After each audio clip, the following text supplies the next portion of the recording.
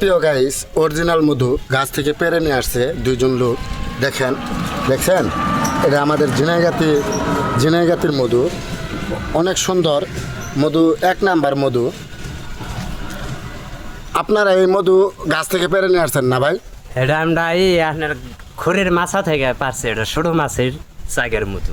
আবার বড় মাছের মতো এটা গাছে থাকে, এটা ছোটটা এটা খুরুঙ্গে থাকে।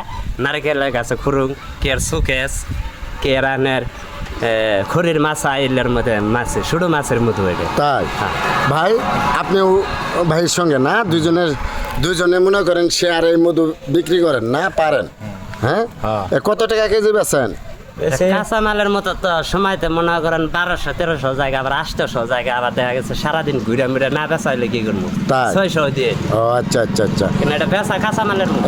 1 কেজি মধু আপনারা কত নেবেন? 1 কেজি ওটা কাস্টমার বুঝে তার মুখ খারাপ চায়, দেখা গেছে 800 দে, 600 দে, আবার 1200-1300 1800 দে, এটা ঠিক নেই। তাই প্রিয় গাইস, আপনারা যদি কেউ অরিজিনাল মধু নিতে চান তাহলে এই ভাইদের সঙ্গে আপনারা যোগাযোগ করিয়েন।